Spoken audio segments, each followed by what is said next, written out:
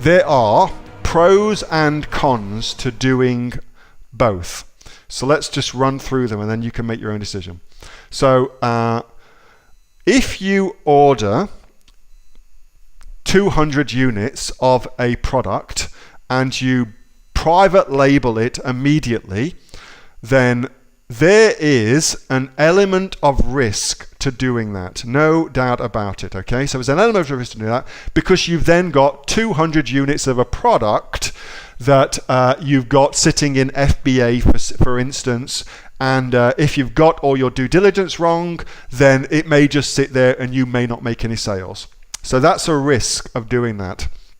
So your other option is to buy it wholesale from somebody, forgo some of the profits that you get by buying direct, but you also get to buy a smaller amount, say 15, 20 units, put them up on Amazon, see if you can sell them, okay? And if it sells, then you can then go down the private label route, okay? So that's how that could work. But the downside to that is you cannot take your reviews with you to your new private label product. So any good work that you did on your product is lost, okay? So it's lost. So you must factor that into your equation. And I tend to only use the buy from wholesaler strategy if I am not certain, like I'm still kind of, well, like it sounds good on paper, but it might not work, and I'm just not sure. Like if I'm not certain, I tend to use the wholesaler route and go that way.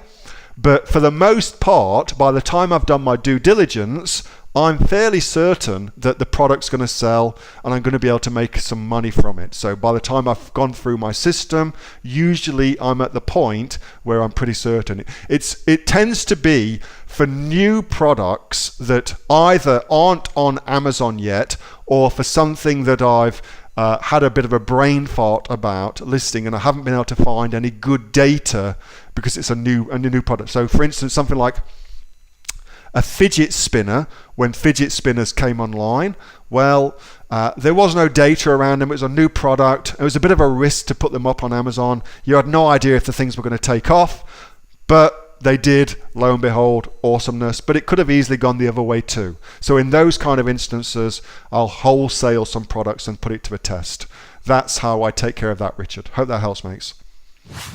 Hey, Neil here. Just before you go away, that was a question that I got asked on my regular Monday night Q&A session, which I have with the members of the Aussie Online Entrepreneurs. So if you're interested in joining us as an Aussie Online Entrepreneurs, then you can click on the link below to find out a lot more about that. And also, as a special thank you for watching this video, I've got a great book that I want to give you for free. It's a current bestseller on Amazon, and it teaches you everything that you would need to know about starting a business here in Australia on Amazon. So you can see that just up there.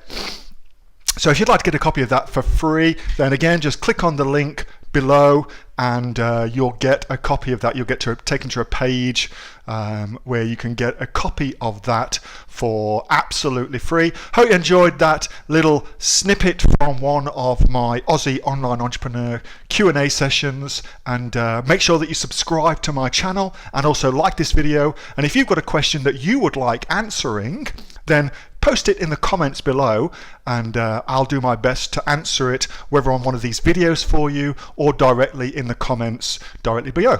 All right, thanks so much for watching, and I'll catch you next time on the next of the Aussie Online Entrepreneurs Amazon FBA Australia videos. See you soon.